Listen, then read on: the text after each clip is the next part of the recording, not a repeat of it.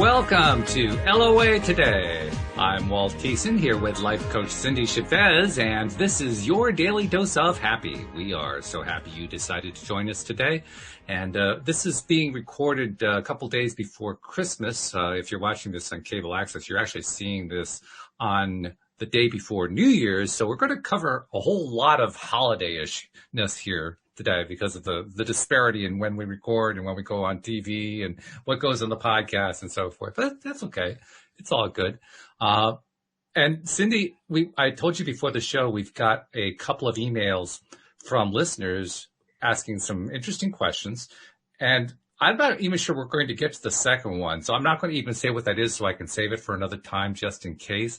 All right. But the first one caught my attention because it has a direct Christmas connection to it.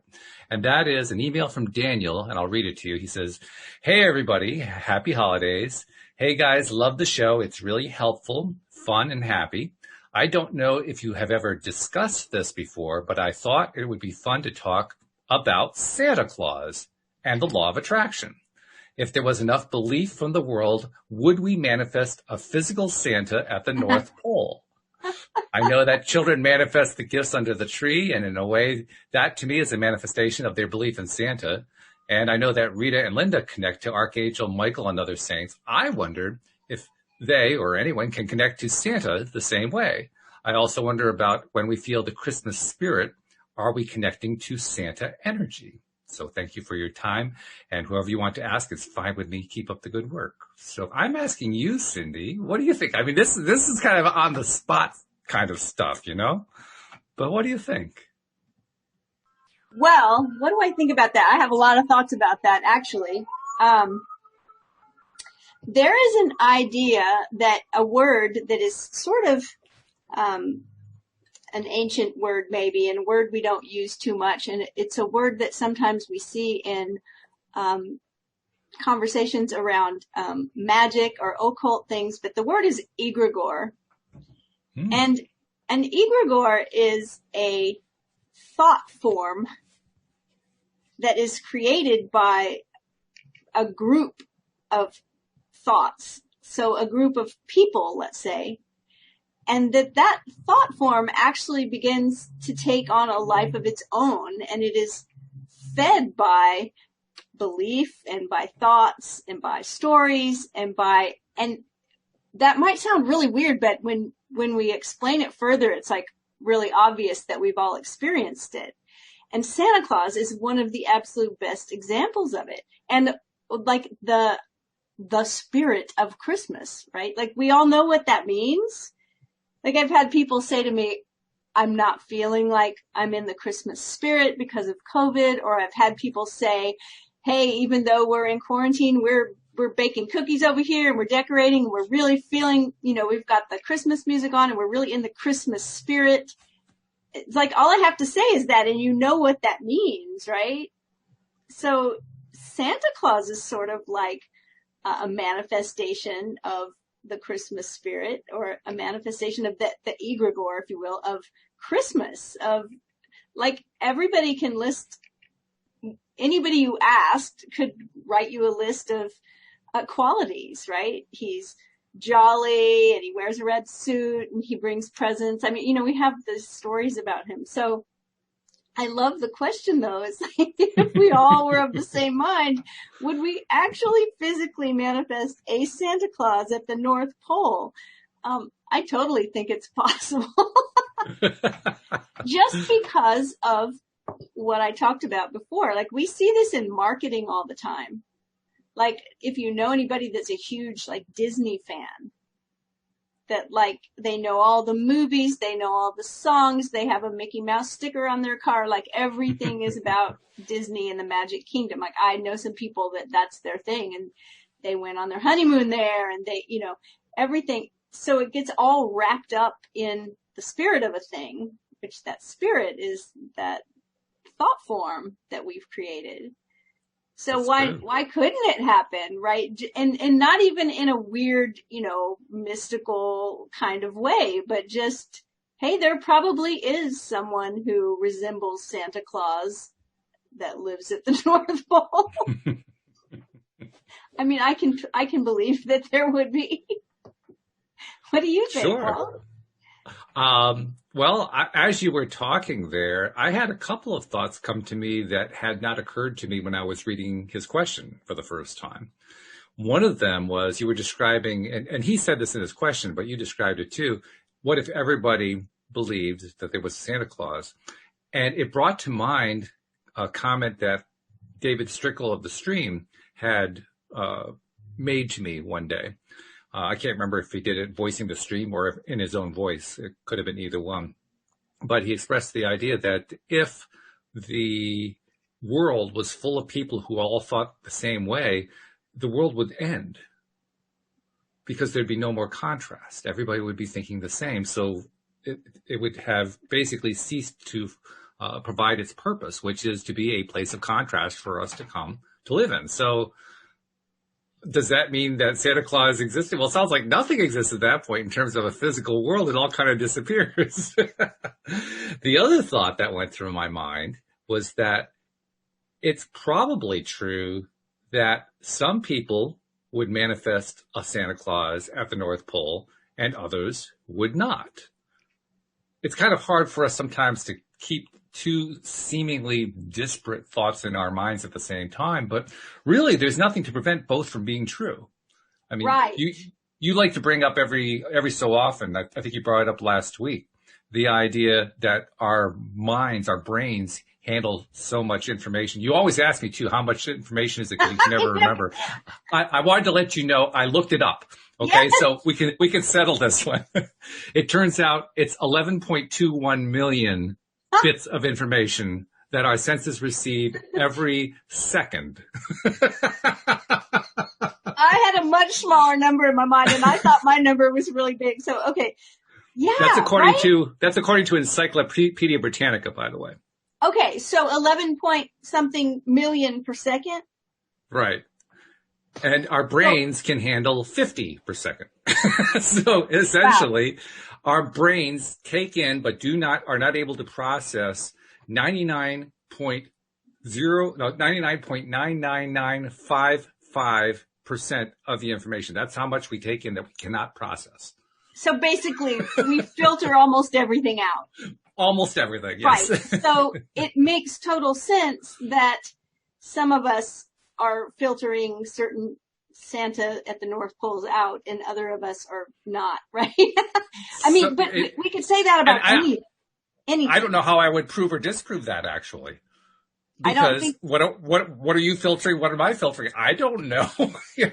we watched a movie last night called Parallel, and it's reminding me of this conversation. It was a movie about a group of friends that found a mirror that they could walk through, and there was a parallel universe on the other side where, almost everything was exactly the same except for a few. And it's just, that's always an interesting thing to explore. But when you say it that way, that we are filtering out almost every bit of information that comes to us, almost all of it, it's like, it makes sense that we don't even need to go through some mirror to be in a parallel universe. So we're all in a parallel universe already. Continuously, yes. Yeah. That's the mind-blowing part about it. And if we are all literally in parallel, well, what's one of the ways we describe it? We say that we have our own bubbles of reality. Right. Isn't that the way we often describe it? Right. Well, it's a good way to describe it, because if every single one of us is capable of filtering entirely differently from everyone else, of course it's going to be like we have all different forms of reality, all different experiences of reality, different bubbles. Right. Because we can't see the same things. It's like the old story. I don't even know if this story is true, but it's the story of how when natives in America first saw ships from the Europeans, except they couldn't see them. Yeah. They couldn't see them. Right. Right. Because they filtered them out because they didn't fit into any type of reality that they would accept. Exactly. They'd never seen them before. And it's completely plausible. I don't know if that actually happened. I think it almost doesn't even matter, because the example is such a beautiful one. It just illustrates so perfectly. If you don't have a way to grok it, to use the Heinlein term, then how do you know it's there? This is this could go in a direction to be a super deep discussion, just because of how important. I mean, I've been having conversations for the past 2 days that are very similar, and that always kind of blows my mind when that happens, where I'll talk to different people and they bring things up, and there's just this kind of a continuity in the topic. And one of the things that's been discussed a lot is about being confident in your experience. Like, and that, especially when someone is trying to tell you that something didn't happen that did happen. I mean, I had more than one client bring this up over the course of a couple of days, where something happened in their life and someone else was trying to convince them that that's not the way it was, that never happened. And I said, it's really important that you trust yourself and that you are confident in your experience, because if you're not, you will start to, feel like you're not grounded. You'll start to be uncertain of your own thoughts. And, that's kind of the serious side of this discussion. But the truth is, everyone is perceiving something that's either slightly different than you are or vastly different than you are, right? And to my perspective, the big news here is the absolutely amazing fact that so many of us experience in many ways the same thing. I know. That's exactly the thought that I was having yesterday, right? When we saw the movie. I thought, well, isn't it sort of a miracle that we can ever agree on anything?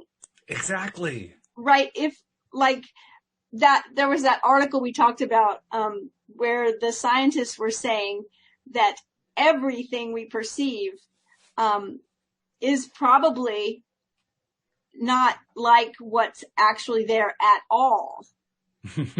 Right? Which, if we go real extreme with that, we think of fantasy movies like The Matrix, right? Where their reality and their perception of reality were just miles apart, completely different.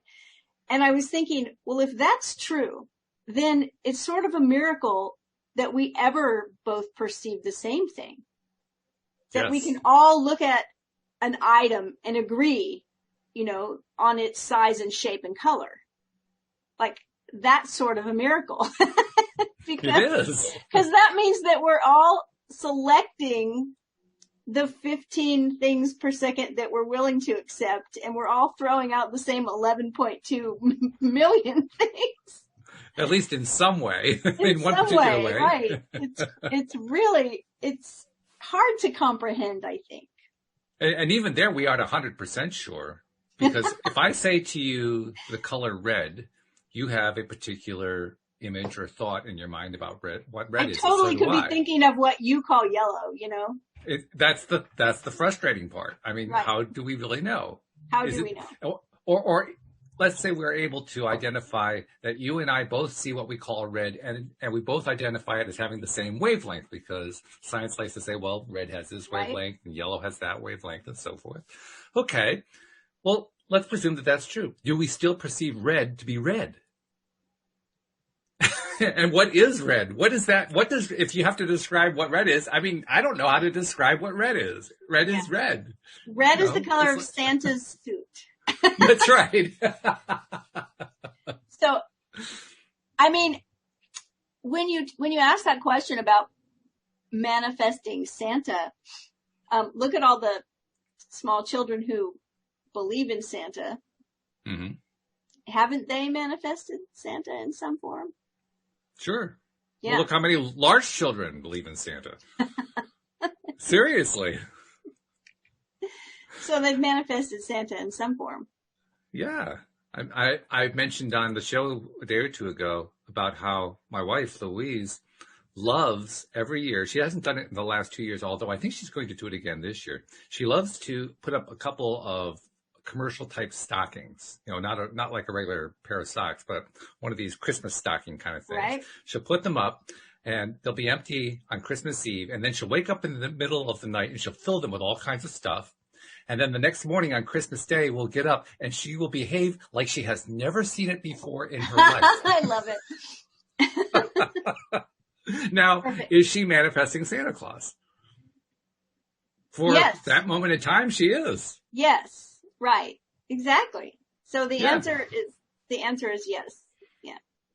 And by the way, she reinforces it because she never says, I wonder what I got for Christmas, or I wonder who got this in here. I wonder what Santa gave me. That's the way she always phrases it. What will Santa bring? Right. Yeah. Yeah. Or if she pulls something out of the stocking, look what Santa gave me. It's like a razor or something. She'll go through the drug cabinet and pull out stuff and put it into the. I was thinking about it this morning because of having a conversation with someone whose child is probably getting close to the age of questioning, and things have been so strange with COVID, everything different. And I thought to myself, and I don't know if this is anyone else's experience, but I don't remember, learning a different view of Santa as a child. I don't remember. So apparently either it traumatized me so much that my memory decided to get rid of it, or it just really wasn't a big deal. Now you have me wondering. I'm trying to remember what my experience was. I do remember feeling a bit, what word would describe it? Cynical when I kind of figured out the whole thing. Right. Because, I remember what it was like when I still I don't think I ever totally believed in Santa, which is an interesting thing to say. I don't know if that's actually true, but that's my recollection. That even when I, quote, believed, unquote, in Santa, I really wasn't sure if it was true, but I just didn't care. It was great. Right. So why would I question it? There'd be no point in questioning it. I always questioned everything, and I pretty much still do, which makes me think that, I could stay in that same place where I'm not real certain about it as like a 5-year-old. I don't remember. I don't have that memory. I do know that one of my favorite memories of Christmas comes from just around the time I'm not sure if I had actually decided that Santa didn't exist as a human being coming down the chimney. I can't remember if that was the case or not, but it was right around that time. And it was the best Christmas that I ever remember having in terms of being surprised, because this would have been, let's see, 61, 62, something like that. And my dad decided he wanted to give us all a thrill, but particularly give me as the oldest child a thrill. He ended up buying a used electric train set, which is about the most he could afford. It was an American Flyer, for those who know the old American trains. And he set it up around the Christmas tree. And I remember, we lived in an old Cape Cod at that time. And we were upstairs, of course, in our bedrooms. And we could hear him fussing around downstairs. It's Christmas morning. And we start creeping down the stairs. And my mom says, no, you can't go around the corner yet. So we're sitting there literally on the stairs about 2 feet from where you turn the corner to see the living room, right? And you can hear him doing stuff. You hear sounds, but you aren't really sure what they are. And then all of a sudden you hear the sound, shh, what is that? And we're looking at each other, my brother, my sister, and I, we're trying to peek. My mom won't let us peek. Finally, they let us in, and we went over to where the Christmas tree was and saw this train going in like a figure eight around, part of it going around the tree. It was a very large figure eight. And literally, we were all excited by it, but we were so stunned. I think we were about 5 or 10 minutes before we even considered the idea, we should open other gifts.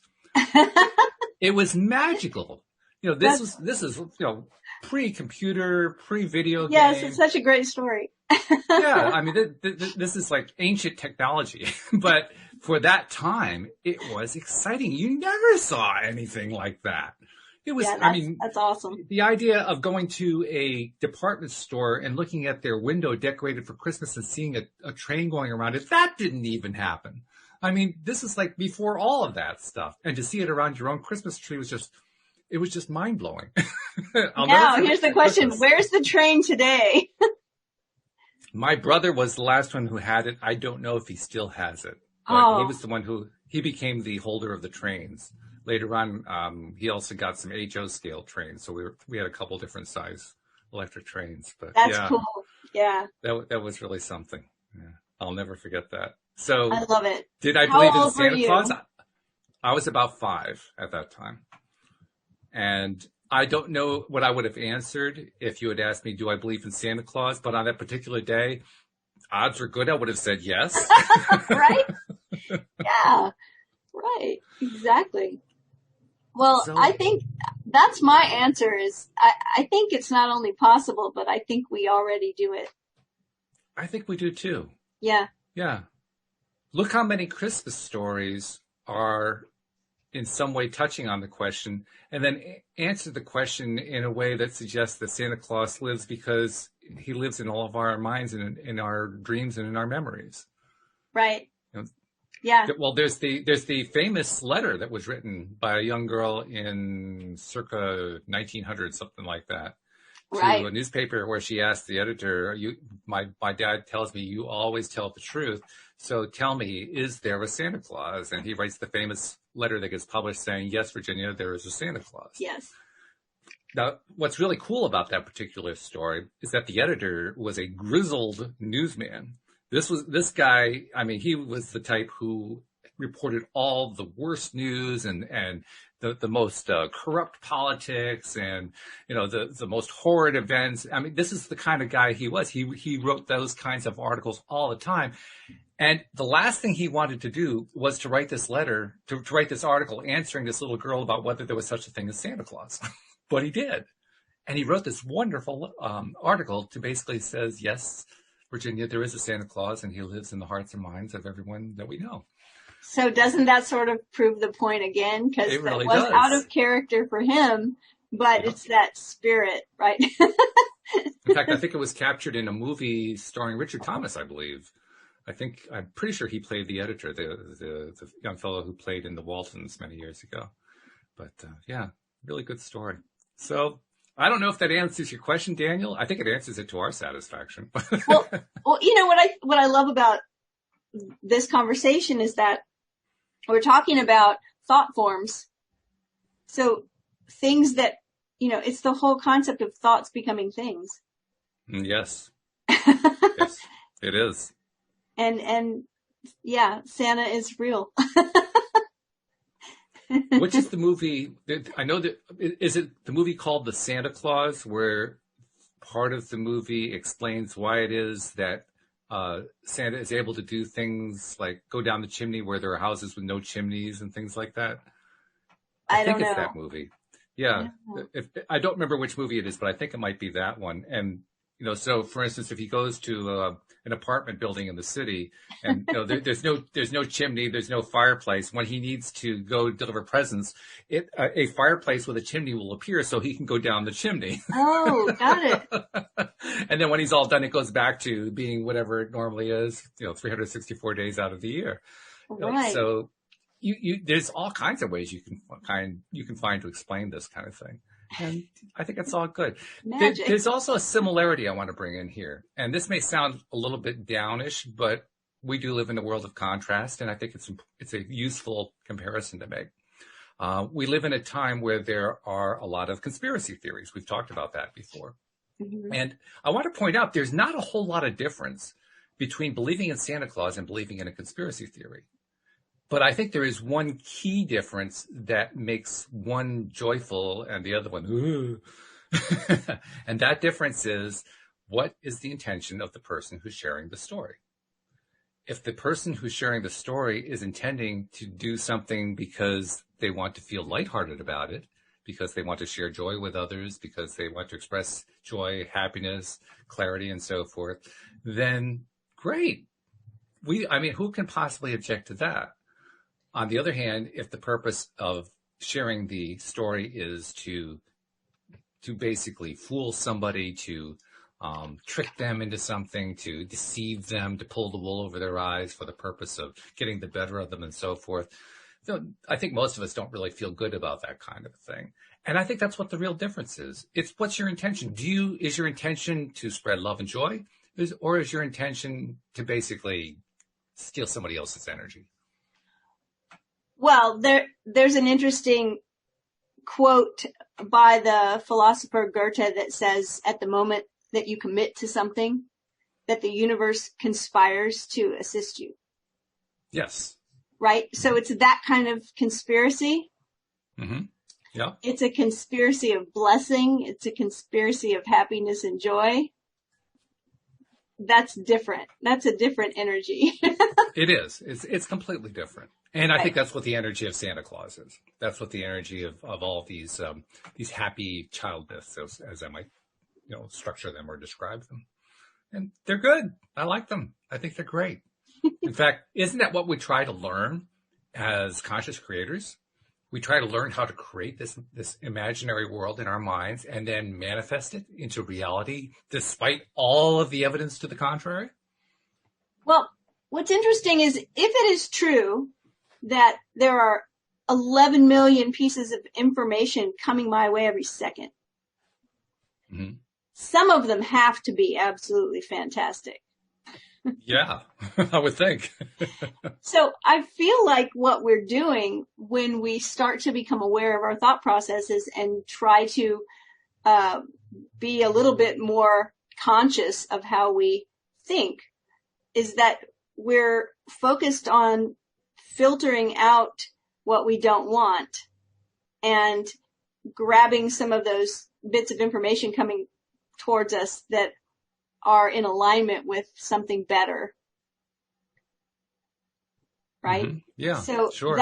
that's what we're doing is we're just taking into account that the things we want are actually already there.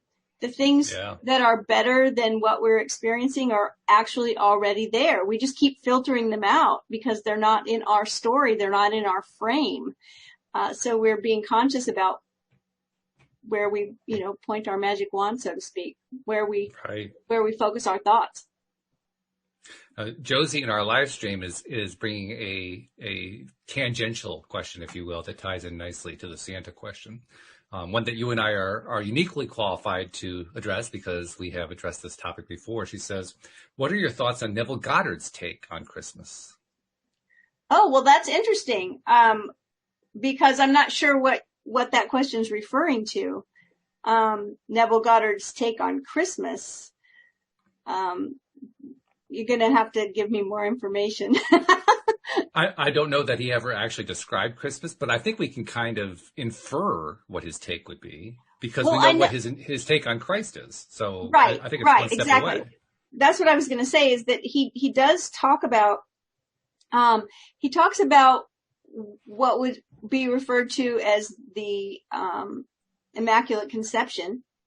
Mm-hmm. He talks about the incarnation, but it's always referring to our subconscious and making the subconscious conscious and using our imagination to do that. And that Christ is our imagination.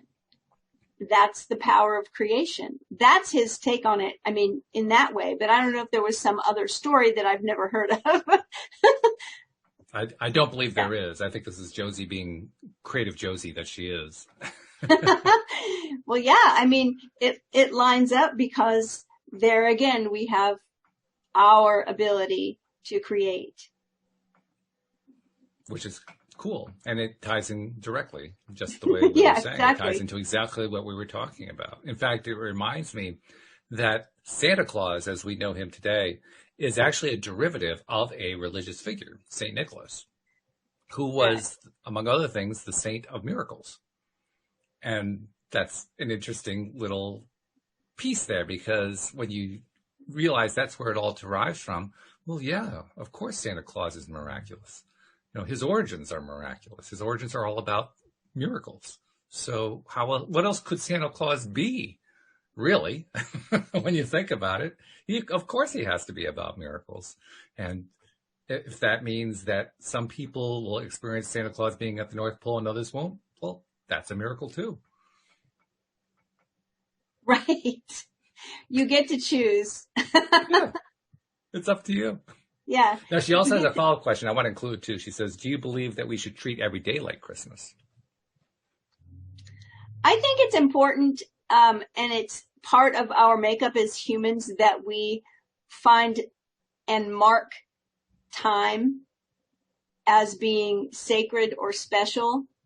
It's why we celebrate birthdays. It's why we choose a date for a wedding. It's why we have, Christmas among many other holidays that we observe. I don't think it's, I'm not sure what you mean by treating every day like Christmas, but I don't think every day is the same. And so it's kind of like contrast, right? It might not be contrast in a painful or terrible way, but some days feel more special because they don't happen every day.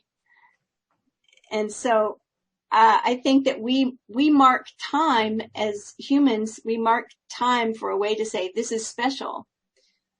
And then we celebrate that. So I'm not sure, I think if we try to make, regardless of what it is, if we try to make it the same all the time, if we try to make every day the same or every, meal the same or every podcast the same, it loses its ability to keep us curious and excited about things that are different. So I wouldn't want to keep it the same. But someone else might want to try to have Christmas every day, and that's fine too, right? Well, I think you're right. It depends on what you mean by treating each day like Christmas. I mean, if what we mean by that is to treat each day with joy and high vibrational feeling and so forth, then, well, yeah, sure. If that's what you mean, I agree with that. Yeah, that's great. Absolutely. I think it's, the whole idea of believing in something. It's like I said before, I don't have too many beliefs. I like to entertain possibilities. I like the idea of some days being special or sacred because it's how we mark time in our journey. Mm-hmm. So it works for me, but I'm all, sure. If you just mean having a high vibe, then every day we should attempt. Also, while we've been talking here, I've been kind of mulling in the back of my mind what we had previously talked about with Neville when we were going through all of his books. And, I think there was at least one occasion, I don't remember which book it was, where Neville broke down the Christ birth story and used that as a way of equating Christ to consciousness and, like you said, Immaculate Conception and all that. Right. That he drew parallels for all of those to explain how the consciousness play, he often called it a play, how the play plays out. So that may be what Josie was referring to as well. Yeah, I'm sure that he did as well. And that's why I was like, well, was there one specific story that he told or something? Because basically every time he goes through that kind of explanation, it's always the same. He always comes back around to right. Christ being, our imagination. Yep. Interestingly enough, too, he equates imagination with consciousness because mm-hmm. Christ also equals consciousness, right. But Christ also equals imagination. So it's A equals B, right? Consciousness, therefore, also means imagination. And that's a cool concept. In fact, I want to ask you something about that. We can talk about this from a Neville perspective or not, but it was occurring to me during a previous podcast in the last 3 or 4 days, something like that, where I was focusing on the concept of source energy and realizing that in order for source energy as a concept to work, there also has to be consciousness with it. It doesn't actually make any sense to talk about source energy without consciousness. So I guess I wanted to ask you, do you think that consciousness and source energy are two ways of saying the same thing? Mm-hmm. That's a good question. I like that. And I don't know the answer to that one. It's one of those brain teasers. I think of consciousness as being as awareness of being. Mm-hmm. I am conscious. I am aware of my state of being. And for instance, if I make a decision, I want it to be a conscious one, right? It's like, I think of consciousness that way. So source energy, I don't think I would say I think it's the same thing. Probably because there's a sense of energy that's not part of me that is giving me life, like the sun, right? Like water is life. The sun, we couldn't live without water. We can't live without the sun. We can't live. All of those things have an energetic signature. And I still don't think that's probably what you mean when you say source energy. But I still think that there's a feeling of it being not quite the same thing as my consciousness, but we also have a collective consciousness, right? And so, is it like, are we our own source energy? It's a good question. I don't know. I feel like source energy is bigger than that, but I don't know. I'm stumped. I think of consciousness and source energy as being, like I said, inextricably entwined. And for me, I kind of lean the direction you're talking about. I think they are somewhat different. But I think there's also a great deal of overlap. And the reason I say that is, for me, source energy is the way consciousness expresses itself. So when consciousness does something, focuses on something, when consciousness creates, the way that the creation happens is through source energy. Source energy is our way of describing how that consciousness manifests stuff.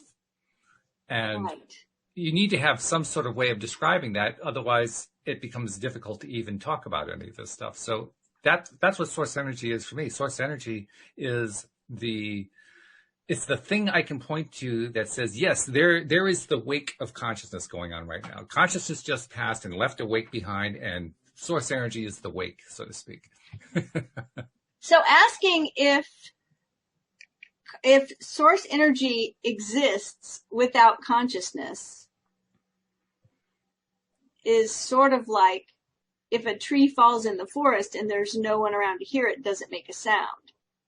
There's some similarity, yeah. And the answer is pretty much no. Like, that's where we're coming to with, discovery of that, is that no. Why? Because until something is observed, does it really happen? Is it really existing? And so until we observe source energy manifesting in some way, is it really? So how do we observe? We have to be conscious to observe. If we're unconscious, we're not observing anything. So, true. So does source energy exist if we're not conscious? Without consciousness, does it exist? It's almost the same question. Yes? It is. Yeah. Yeah, it's just a different way of looking at the same question, but it is the same question. In other words, is there a distinct way? Another way to frame it would be, is there a distinct way to separate consciousness and source energy such that one exists independently and untouched by the other? And I think the answer to that is no. No. There's no way to do that. Yeah. I agree. Wow. We started at Santa Claus and we went really deep, didn't we? Well, Santa Claus is pretty miraculous. I mean, we're exploring the far reaches of miracle, but exactly. So Daniel asked a good question. This led to some pretty good discussion, and I liked Josie's take on bringing Neville Goddard into it. One thing that did occur to me as we were talking about the Neville approach is that while Neville, I don't know if he actually talked about it as Christmas. I think he talked about the Christ story, but I don't think he really talked about Christmas as a holiday per se, if I remember correctly. But if he had talked about Christmas as a holiday, obviously his take on the Christ story is dramatically different from let us say, the Roman Catholic Church's take or the typical Protestant church's take on the Christ story. I wonder how his take on Christmas would have varied from the more religious view of Christmas. And I'm not even sure where to begin to answer that question, but I thought, hey, let's bring that one in too. We're asking all these impossible questions. Anyway, why not go with that one? Right. Well, I actually just had to find out what I could find out. So I did a little search, and there is a lecture. There's a Neville Goddard lecture that is recorded as December of 1968, Christmas. Okay, you ready? Subtitle, Christmas, Man's Birth as God. Ah, okay. Yeah. Okay. So, and that's toward the end of his life too. I mean, that was near the end of his time as a teacher and as that's true. Earth. Right. Yeah. Which I kind of like, I like Neville Goddard's way of thought, and I like all of his stuff, of course. But I really probably favor some of the stuff he did in his later years, because it seemed like there was a process of him getting there. Mm-hmm.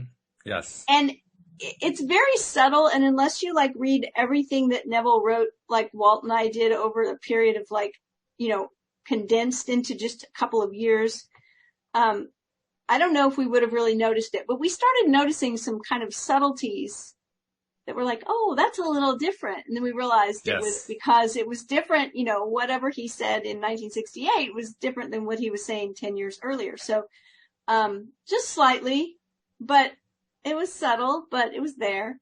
So yeah, so he did address it. Man's birth as God.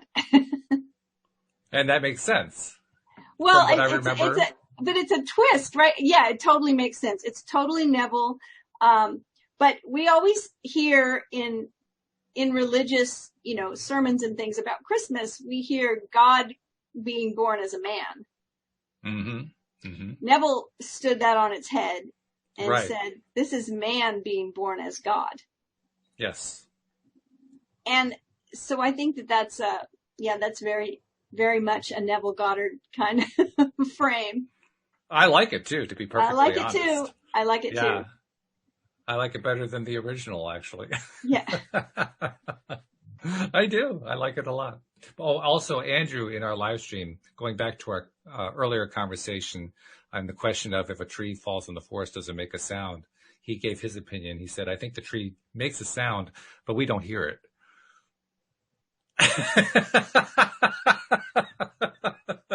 Prove it. Prove it. It does raise an interesting question. Is there such a thing as a sound if there are no ears to detect it? That's the paradox, right? That's the question, is that unless something is observed, does it really happen?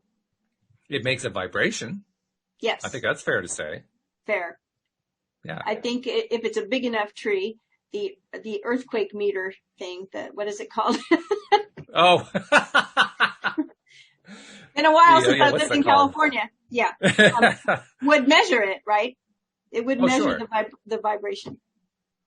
But does it make a sound if there are no eardrums to vibrate it? If there's nothing to record it, or to witness it or observe it, is it happening? That's the question. I think it's the Richter scale, isn't it? Isn't it the Richter scale that measures the earthquakes? Yes.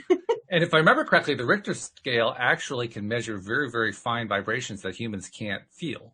Yes. So that means the Richter scale could actually detect that vibration no matter how fine it is. Right. Which is cool. Good for the Richter scale, even if I can't tell. I live fairly close to Tiger Stadium. Go Tigers. Mm-hmm. And Tiger Stadium made a roar so loud on several occasions that it has recorded on the Richter scale. Wow. Yeah. Yeah. That was a sound. Yes. That happened. There are a few ballparks that have that effect, especially the older ballparks. Yeah. Not just baseball too, football as well. And yeah, There's quite a bit of history with that kind of thing. A few that come to mind: Fenway Park, Yankee Stadium, the original Ebbets Field in Brooklyn. Yeah, they were pretty loud. Pretty loud. Humans can be pretty loud when they're in a No group. kidding. So let's take this a little step further here. I think we've identified the idea that Santa Claus can not only exist, but also not exist at the same moment because of different people perceiving it, different people imagining, different people having different ideas. And so for one person, there can be a Santa Claus living at the North Pole, and for another person, there isn't. And both are perfectly valid. Both can happen at the same time. And it actually kind of reinforces the idea of the multiverse, the idea that there are, multiple universes all happening at the same time and in the same space, so to speak. Well, yeah, I guess they are happening in the same space. If you got two different people on the same planet having two entirely different experiences. So yeah, I think that's definitely possible. We also explored the Neville connection, and you found a great article about that. So that's cool. I guess the thing that, we also shared a couple of Christmas stories too, which is kind of fun. I guess the only thing that's left for me to discuss is if we posit the idea that any of us can create Santa Claus because we are all creators and we can enjoy Santa Claus, then does it really matter whether or not everybody else believes in it? I don't think so. I don't think so either. And because it isn't a contest. Well, the idea also of if something is real. Mm-hmm. And we say, well, there are stories about him. There are people that dress up like him. There are people that believe in him, and he is celebrated. Everyone knows his personality and the things that he does. So to me, and this is the whole idea behind an egregore, is that we have made him real. Mm-hmm. Mm-hmm. We have thought this form into being. And so, I like that concept. I had never heard the word egregore before, so I was glad that you introduced us to that. But it's a cool concept, isn't it? Yeah. Yeah, it is. I mean, it's very, very LOA-ish. And it kind of gives, well, anytime that we introduce a new word to describe what we talk about here on the show and what other people talk about when they're talking about law of attraction, anytime that you have a new word that clarifies things, it helps. It just makes it so much better. Yeah. And so I think that's part of why I like it so much. But another reason I like it so much is because not only does it make it more clear, it also gives me a way of exploring it further. And I like that. Anything that makes it easier for me to take the concept one step further and gain more clarity about it, gain more understanding about it. I like that. So I'm going to remember that word, even if I don't know how do you spell it? I'm not even sure how you spell that. Egregoire, I believe. Egregore. Okay. I wrote an essay about egregores a year or so ago. I will dig it up for you. Well, it's definitely going to get its own hashtag today. I don't know if anyone ever searches for it, but too bad. So very cool. You never know.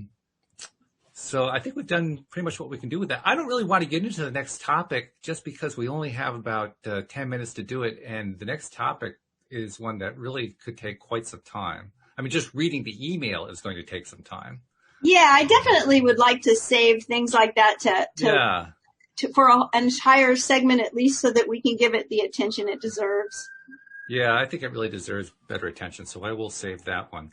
So let's just take the last few minutes of the show and let's just talk about things like, very basic things like what are we doing for the holidays, and what do we hope for in terms of what's going to happen in 2021? I do know this, I've repeated this a few times, that there are a number of people who are promising to stay up on New Year's Eve this year for the first time in years just to make sure that 2020 actually leaves. And I can understand the sentiment behind that one. But it's also probably a nice idea to figure, how do we want 2021 to go? Yeah, my husband was different. My husband was telling me he saw a comic of, how they always portray like the year that's leaving as an old man, and then the new year as a little baby. And he said the 2020 old man was just completely trashed and beat up and just looked like a wreck, and was saying to the baby, "You want to just come on in a little early?" Yes, right.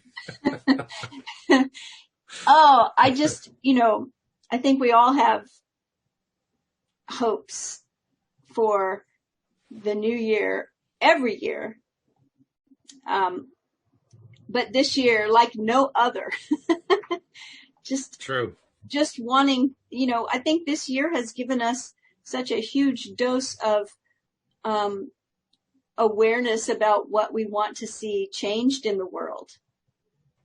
And I think many of us, if not all of us, are hoping to see some changes that make the world a better place. Wherever we live on the globe, that we just want things to be better. And I think that's totally possible. I love that we just had this great conjunction, Saturn and Jupiter. I don't know if you went out to see it, but we actually could see it with the naked eye from our house. We went across the street, and there it was. The two planets almost, even though in reality, millions of miles apart, but to the naked eye, inhabiting almost the same space. So it looked like a very bright star. Right. And the sign that's happening in is Aquarius. And we haven't had a conjunction this close for like 800 years, I think. So the great conjunction, Saturn and Jupiter being in the same space, Jupiter is all about expansiveness. Jupiter is very much like Santa Claus, pictured out very much like Santa Claus. Okay. Jupiter is always shown as a jolly man that just brings gifts and presents, and Jupiter's energy is very expansive. Saturn is all about limitations. Saturn is about being responsible and getting the work done. And, so they're kind of opposite each other. They do bring some kind of balance, but they've been in, I believe, in earth signs for the last 200 years. And just with this conjunction, they have now moved into Aquarius, which is an air sign. So in the past 200 years, I believe there's only a 20-year space where they were actually in an air sign. They kind of went into an air sign and then went back. And that was from 1980 to the year 2000. That's when the whole .com thing happened and then blew up, right? 20 years. And so the air element is very much the .com thing, right? I mean, these waves move through the air, digital stuff through the air. Sure. Yeah, I can see that. Okay. So we're moving into, you've all your life heard that song, The Age of Aquarius? Right. Well, that just happened, and now we're there. And so that is, think of that song and the words to that song, right? Peace and love abounding, harmony, it's like, that's where we're going. It's interesting you should mention that. Seriously, it's interesting you should mention that, because when 2020 first came in, I announced and I played throughout the year the idea that this was the year of clarity, playing on the idea of 2020 vision, right? And I maintain that it has actually proven out to be exactly that. Now, I didn't promise that clarity was going to be comfortable, and it certainly has not been comfortable. Mm-mm. But I think it's fair to say we have achieved clarity as a population far beyond the small population of people who are into conscious creation, into the greater population as a whole. We have achieved levels of clarity in the greater population that far exceed anything that has happened in the last 100 years. I mean, huge amounts of clarity. Yes. And I think in the long run, that's actually really, really good. It may not be comfortable when we're going through it. I think most people would say it has not been terribly comfortable. No. But it has been tremendously growth inspiring. It reminds me of the truth will set you free. Yes, right. Clarity, like really seeing the truth of something. Gloria Steinem said that she's famous for saying a quote, "The truth will set you free, but first it will piss you off." So, that's pretty much it. Yes. Right. It's like, has it been comfortable? No, there's been a lot of emotions that we are not generally comfortable with. Right? Anger, frustration, rage, just a lot of emotions people don't like feeling, don't know how to handle. But what's the upside of that? The upside is the clarity part that you're talking about, and that we've seen some things be revealed that we didn't maybe pay attention to before, hasn't been comfortable. But when that happens, it's like, think about it like a house. I've remodeled my office that I'm sitting in. My house is almost 100 years old, and I've remodeled it a couple of times. And when I first bought it, I bought it from the original owner. So I'm the only other person that's lived here besides the original owner. Well, when you start to tear things apart so you can renovate them, sometimes it's a shock. Yes, that's true. Why did they wire it this way? But, after you get past that shock and you have to admit the reality of the thing, it needs to be fixed. Then you fix it, and it feels so much better because it's done right. I think that's what's happening on a huge scale all over the world. And I think that that's what gives us hope for 2021. Well, when you mentioned, I didn't realize that we were now entering the age of Aquarius. I thought that we had already entered it, which shows how little I understand about astrology. But the fact that you said that we're entering that, okay, well, that's cool. And it also dovetails nicely with the concept of 2020 being a year of clarity, and with something that Linda and Rita and so many others have been talking about for a few years now, that we here on planet Earth are going through this tremendous vibrational shift upward, an increase in vibration. When you do that, and a whole large chunk of the population has no knowledge of vibration, or perhaps doesn't believe in it or whatever, that means there's going to be a large chunk of the population that, guess what, is going to stay in low vibration because that's what they're used to. And now they're feeling this great big disparity going on. There's this high vibration part, there's a low vibration part, and the two don't really play nicely together. Well, that's pretty much what we're describing right now. But what everybody that I've heard who talks about this shift going on has pointed to is that it leads to a much, much better scenario for everybody involved, including those who are living at the more lower vibrational levels, because in the end, it essentially raises everybody up. Yes. And isn't that just another way of saying 2020 is a year of clarity? It's basically two ways of saying identically the same thing. Yeah. That's the way I see it. Exactly. Yeah. So it's all, it's good luck, bad luck. Who knows? That's right. Yes. Good luck, bad luck. Who knows? Well, I think we know the answer is yes. It's good luck and it's bad. It's both. It's everything. It's whatever we say it is. It is. Yeah, I'm hopeful. And that feels good, right? It does feel good. Yeah. Now, just a reminder, of course, we had an extensive show here talking about Daniel's question, which was a wonderful question. Thanks for sending that in, Daniel. Yeah, but we also want to encourage other people to send questions in. That is one of the reasons why I created the LOA Today app, because not only can you listen to episodes on it, but there are a number of goodies plugged into it, including, for instance, the ebook that Cindy donated, The Lovely Magician's Guide to Soulmate Success. But in addition to that, there's a form. There's an Ask a Question form, and that's where you can send your question in and have it addressed here on the podcast. So take advantage and do exactly that, because we'd love to include your questions. Even if you're just sending in a note to say, hi, I listened to the show, that's cool too. We love hearing from listeners. And I know we say that over and over again, but guess what? It's true. It's we true. love hearing from listeners. Yeah. And, even if you have a question that's personal to you, something that's going on that you want some help with, we'd love that. Any questions you have, we'd love to answer them or, have a conversation with you about them. So, yeah. Absolutely. Yeah. So take advantage. And since this is also going to be broadcast on cable access on the 31st, this is also an opportunity to wish you a Merry Christmas and a Happy New Year, Cindy. I know I'll be talking to you next week, but this is a good time to get that in there. Happy Christmas, Happy New Year, everything. Yes, I'm looking forward to it. And same thing to all of our listeners as well. And thank you to the live streamers for their contributions today. They made some good contributions. Indeed. We appreciate that so much. And with that in mind, we will see you all next time here on LOA Today. Goodbye, everybody. Bye, everyone.